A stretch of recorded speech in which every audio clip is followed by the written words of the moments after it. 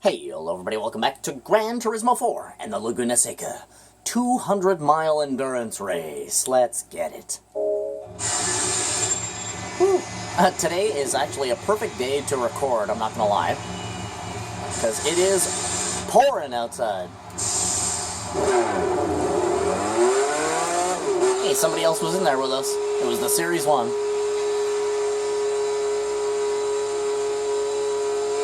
Yeah, man, it is pouring outside. And I checked the weather, and it's actually supposed to rain all day. So I was like, well, that's kind of nice, considering that I'm recording. All day. Not going anywhere, you know? Alright, we are a lap up on the field. Man! Yo, I forgot to tell you guys, in the first part of this race, so the other day, I had the munchies, so I decided to go to Dairy Queen and grab myself a burger and some ice cream. It was a very nice day. Very sunny outside. It was like 25 degrees, pure sun. Beautiful day, right? Viper, go and eat. And also I ordered my stuff, and then she's like, here you go, or whatever, and I grabbed it, put it in my backpack, and I brought Sophia with me, right? So I went back outside. It was like, all I heard was like this up the road, right? Like instantaneously, I knew it was something crazy. So I came around the side of the Dairy Queen, you guys, and it was my most sought-after car in this world. If I was a millionaire, that would be what I would buy.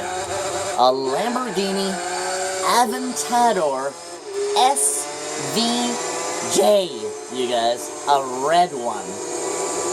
Oh, absolutely disgusting. I almost passed out. You know? I wasn't expecting to see something like that. I turned my head.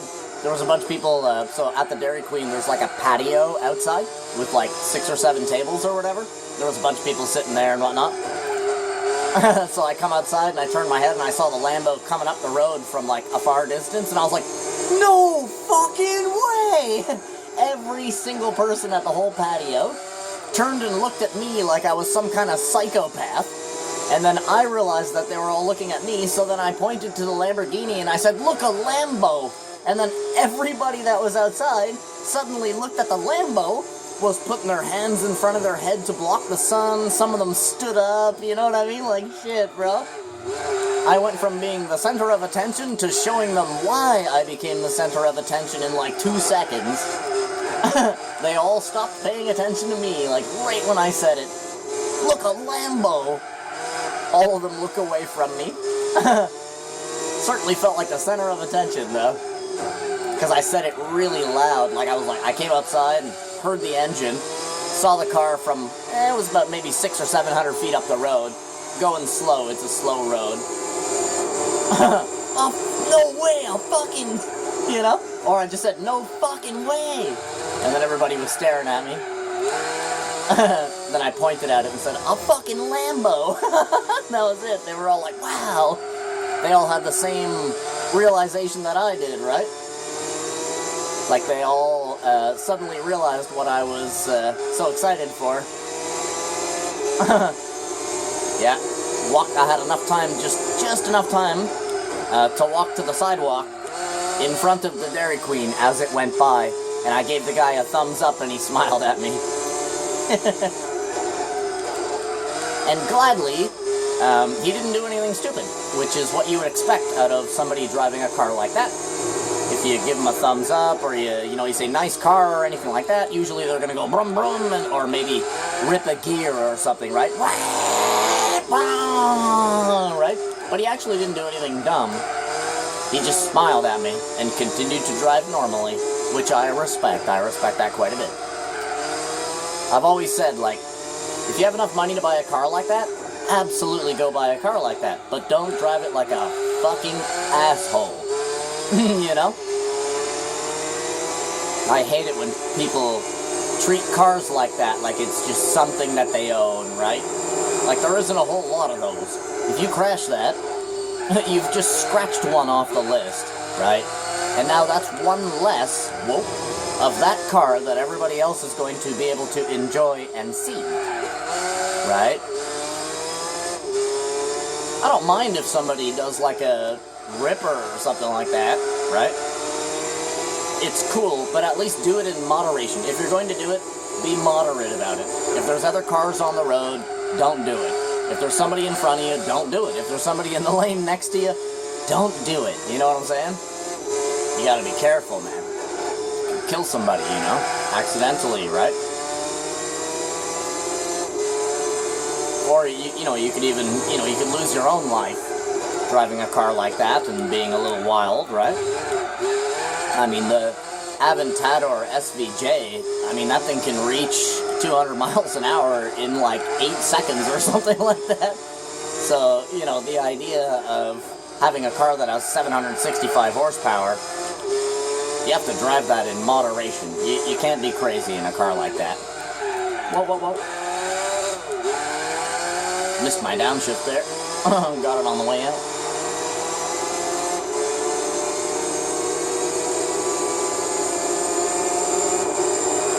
Whoa. 3, 2.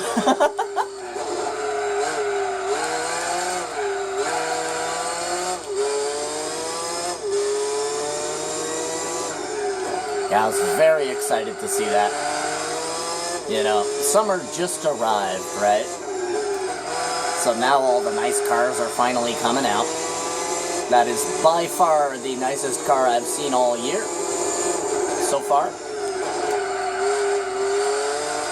And actually, driving a Corvette just reminded me yesterday, me and my roommate went to the Tim Hortons up the street and got some snacks and whatnot, and we decided to sit outside because it was nice. And we decided to sit outside, and man, I don't know if there was like some kind of car show happening somewhere, but it was just one car after another was like, you know, making me stand up and be like, damn, right? Saw 3 different Corvette C7s, you guys. 3 of them. Come on. Yep, a white one, a black one, and like one in like the kind of flashy orange color. Well, the white one was nice, had a spoiler and stuff like that. The orange one did not have a spoiler and was completely stopped. And then the black one was like next level, had a nice big spoiler, aftermarket rims, tinted windows, right? His was a little bit jazzy. And an aftermarket spoiler as well, like it wasn't the actual Chevrolet spoiler that he had on there. It was an aftermarket, like a big GT wing. Yeah, it was very nice. It was kind of a treat, you know? Sitting there enjoying my Tim Hortons as all these beautiful cars just kept going by. At first I was wondering, like, what the hell's going on? But then it kind of dawned on me. I was like, there must be a car show somewhere.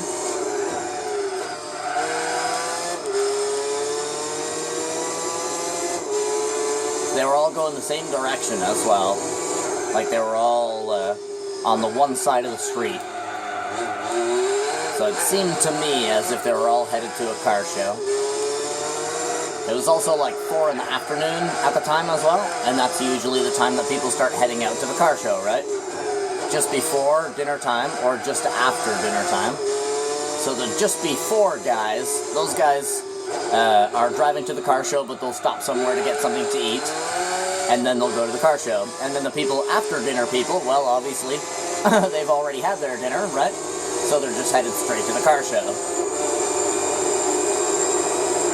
I really wanted to know where it was, because I certainly would have made my way there.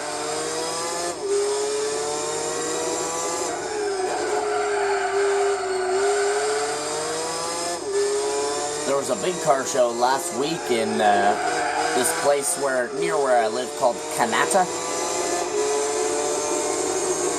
Yep. There was a pretty big car show at a shopping center called the Hazeldean Shopping Mall, you guys. And it has a fucking huge parking lot that's like the size of a damn football field. So these guys basically sort of took over half the parking lot to have their little car show. There's some nice cars there. There was a bunch of nice Hondas there. I was oogling over all the Hondas that were there. Whole bunch of Civics, whole bunch of Integras, couple of NSXs. It's a pretty good car show. There was some nice stuff there. We showed up in a Mazda 3.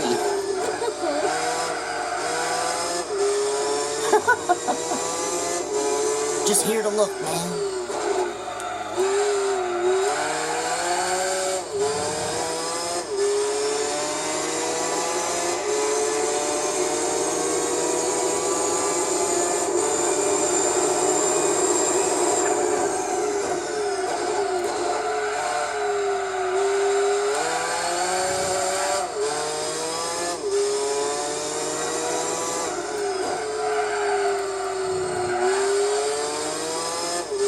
This car is awesome. So awesome. Woo. There was a couple of classics at that Canada car show as well. 1973 Trans Am, you guys. Black with the Phoenix on the hood. Literally Smokey and the Bandit. Yep. Yeah, the guy even had in his trunk, in like a glass frame, you guys, he had Smokey and the Bandit on DVD. Like literally in a glass case inside his trunk, like it was actually custom built. Smokey and the Bandit DVD, you guys. I thought that was pretty cool, man. That's pretty sweet to have that in your car, you know? And it was an actual 1973. I even asked that guy, I was like, is it 1973? He goes, you bet. I said, fuck yeah, man. Smokey and the Bandit. Kick ass. Yeah, there was some nice classics there. 1970 Charger. 1969 Camaro SS as well. That was in pristine condition. There was a... so you guys know an El Camino, right? Which is like a half car, half truck. It's like a half muscle car, half truck. Or a car with a truck back. I'm not exactly sure how to describe it. But there's another car that's like that, called a Buick Riviera. And there was one of those there, which was also in very good condition. Actually, speaking of El Caminos, there's actually one right up the street from me. But it sits underneath a bunch of tarps and stuff like that. I think it's busted. I've always wanted to go and knock on that guy's door and just be like, hey man, you know, how much do you want for that Camino right there? But because it's an El Camino, you could just imagine the price that the guy would probably ask for it, right? He'd probably be like, 15 grand, you know? I'd be like, all right, have a good one.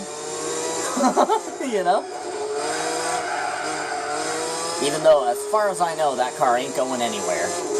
That El Camino. I've never seen it moved. He does take the tarps off of it in the summertime and clean it. Like, he washes it and then vacuums it out, right? But I don't think it actually runs.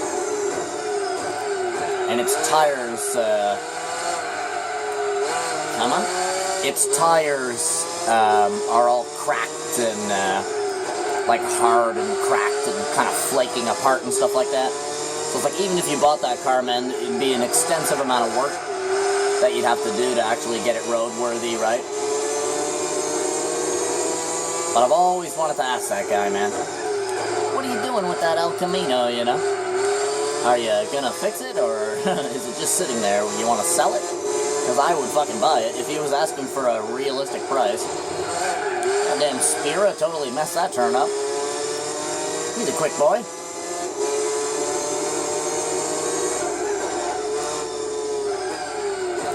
I think him and the Series 1 are actually second and third right now. And if that's the case, then he is very close to the Shelby Series 1. Oh, Shelby Series 1 goes out. Recovers. I thought he was just about to lose his position there. We're going in.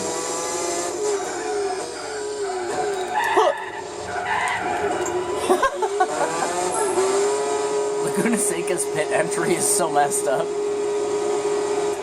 Not anymore. In real life, they've opened that up a bit and moved the back wall a little bit further back. So that it's only about an 80-degree turn rather than 110 degrees, which is insane.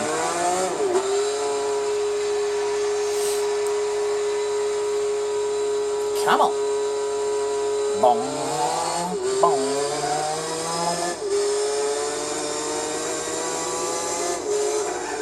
I believe it is lap 30. So we are one third of the way through this.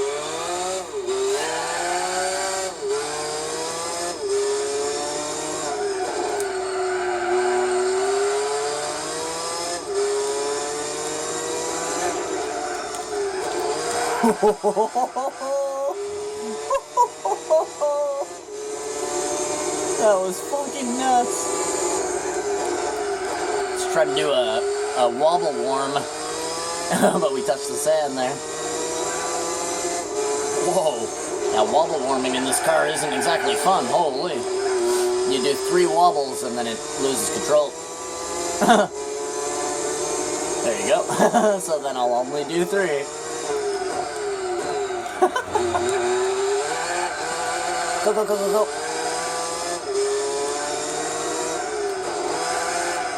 Come on, come on, come on, come on, come on, come on. Good girl.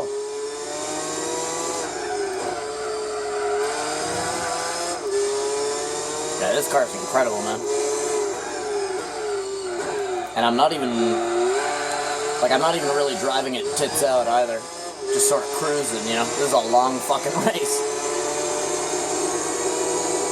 It is lap 31. So we're looking at a race that's going to be about 2 hours, 15 minutes. 2:15, 2:20. Something like that.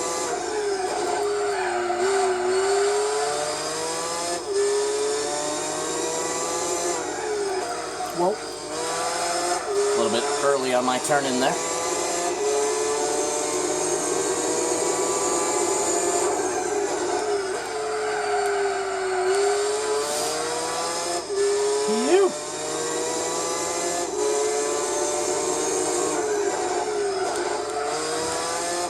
Man, have you guys seen the the trailer for the new Jurassic Park movie? Holy, that looks good. Which is very strange because virtually everything that's come out in the last 10 years has completely sucked ass. But that new Jurassic Park trailer is making it look real good. Where they're going down the river and the fucking Tyrannosaurus is trying to grab the guy in the water. Oh, bro. Oh. I literally said, holy shit, when I saw that in the trailer. I'm like, that would be fucking terrifying, dude. Just a Tyrannosaurus alone would be fucking terrifying.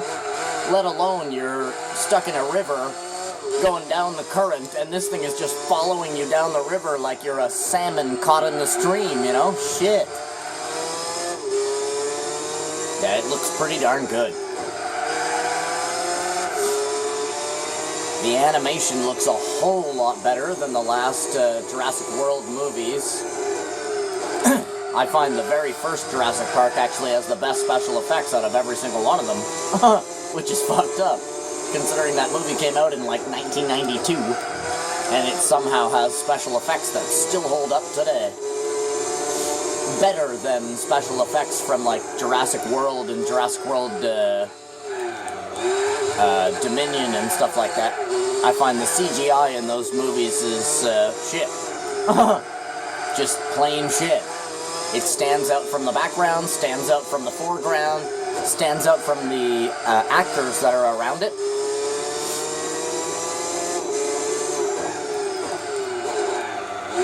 And I come from a time where, CGI wasn't even being used in film. I'd say the first Jurassic Park was like the first time that they really succeeded at doing CGI properly and got it good, made it look really good. Especially at the end of the film, when the T-Rex is inside the museum, and then the raptors come out, right? Well, the raptors come out first, and they're trying to mess with our heroes. And then in comes the savior, the Tyrannosaurus Rex. Remember that, you guys? He just comes out of nowhere. Boom, bow, fucking knocks the one raptor away. Rah, fucking mangles another one. and then the raptor jumps on its back, remember? And then it grabs the raptor off its back and fucking throws it into the big skeleton, and then roars as the big banner falls down behind it. Jurassic Park. Fuck yeah, dude. That is one of the most iconic movie moments ever. And it looks realistic, is what I'm getting at. It actually looks like a real Tyrannosaurus fucking up some raptors inside of this museum.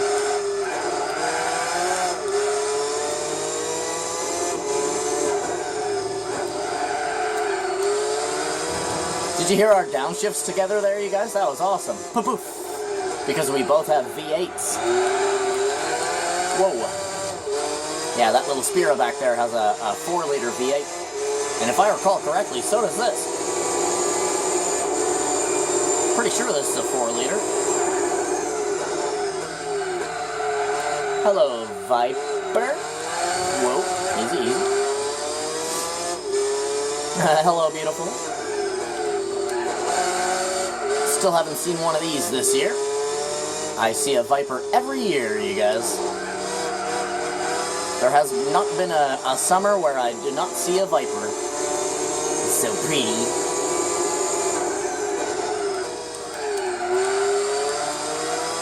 Last year's Viper that I saw, you guys would have loved being there for that moment. It was a electric green Viper with a black stripe, single black stripe. It was one of the new Vipers too, like a 2019 or something like that. Newish, right? Newer. Absolutely gorgeous, and I was lucky enough to catch him while he was sitting at a red light. So I got his attention by waving my hand, and then he looked over at me and kind of nodded at me, and I gave him the thumbs up, and then I did the little thing with your hand where you go around in a circle, like, you know, do a burnout, rip it, right? Man, he ripped it, you guys, let's just put it that way. And he had a lady in the car too, she was very pretty. He had a very pretty girl in the passenger seat with him. I'm sure she enjoyed that moment, you know. From a red light too, you guys should have seen this thing fucking explode off the line, man. It was like, like I said, I gave him the thumbs up, and he kind of nodded at me as if to say, like, what's the problem, sort of like, what's your deal, almost. And then I did the burnout thing, and he kind of was like, alright. And then grabbed, like, put both hands on the steering wheel, right? So I was like, oh, he's gonna do something, right? Fuck, did he ever do something, you guys? It was like, before the light turned green, he's like, oh. And then the light turned green? Dude, he slammed that shit into gear. I'm surprised he didn't break the road or something, you know, rip up the concrete in the road, make his own pothole or something. He did an incredible takeoff, all the way through first, all the way through second, and then he started, well, he shifted into third, but then he depressed. So he was basically like, whoa, and then the light turned green, right? And then he's like, like, it was fucking insane, you guys. I felt like a little kid, you know, like jumping up and down, like, fuck yeah, dude. It's my favorite car, man. You know, I do feel like a little kid when I see a Viper. It brings me back to when I was about 11 years old and I saw the first Viper I ever saw. It was actually at a Hooters, you guys. Where I used to live, there was a Hooters. And I used to go in there and get the curly fries all the time. And of course, because I'm a young boy, I'm also in there looking at the girls, right? So I go and get a spicy curly fries and a soda. And then I'm in there oogling girls. And man, that was the first time I ever saw a Viper. Came outside of the Hooters, and it was sitting right beside the Hooters. I was totally beside myself to see one in real life. I had always loved them ever since I saw pictures of them. And I was like, man, that is so nice, right? But then to actually see the first one in real life, I like became emotional, you guys. I shit you not. It was amazing. And the guy was a really nice guy as well. Because I basically, when when I came out, he was basically just getting out of the car. So I was like, man, is that a Viper, right? And then he goes, yep, Viper GTS. I was like, oh, that's so cool, you know? You gotta remember, I was only like 11 or 12 or something like that. So I was like, oh man, that's so cool. And then he goes, yeah, man, you can check it out if you want, right? He was a really nice guy, and he goes, yeah, it's got about 450 horsepower, 450 pounds of torque. I was like star-eyed over it. Yep. A couple of my other friends showed up, so then we hung around for a bit. And basically waited for that guy to leave so that I could see him drive out. And I'll never forget the sound that that car made when he started it up. That big giant V10 roaring to life underneath the hood gave me fucking goosebumps, you guys, I'm telling you. And then he put it into gear and I could hear the transmission go clack. Oh. And then he didn't even, like, you know, he wasn't even in, like, first gear, like, he didn't even really touch the gas pedal. He was just clutching. And you should have heard this thing as it began to move forward slowly, you guys. Ba ba ba ba ba ba ba ba ba ba ba. I was absolutely beside myself. And he did a nice ripper up the road for us as well. Well, not just for us, right? He was doing it for the Hooters girls.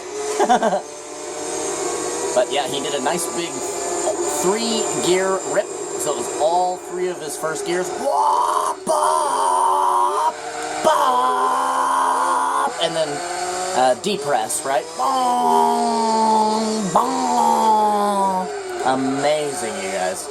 And ever since that day, I was like, that's my favorite car. Nothing beats that. You know? Very impressed as a young boy. And again, ever since then, Viper's been my favorite car.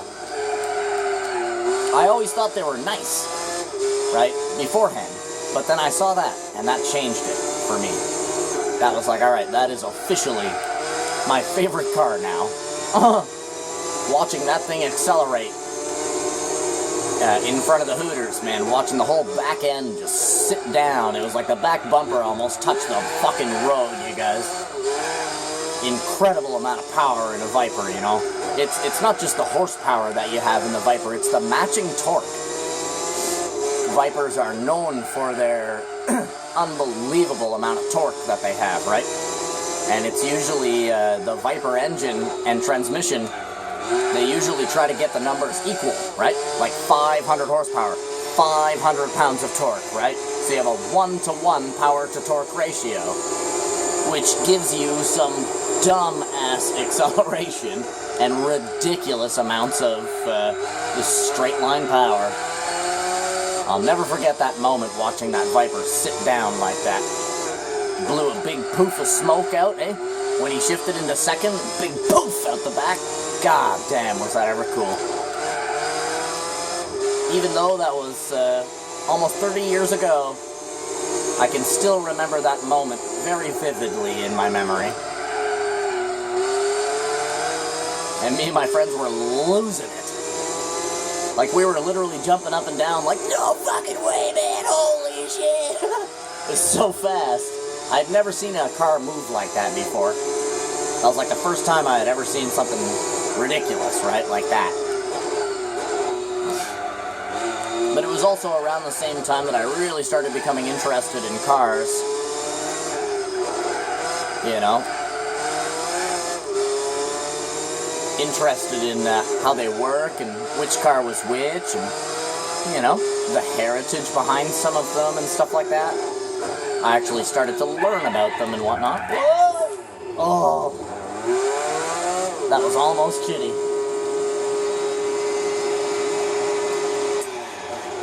The hell was that noise? Whew. Well, yeah, man, thank you guys for coming out, watching this episode of Gran Turismo 4. Do me a favor, you guys, leave a like to the video.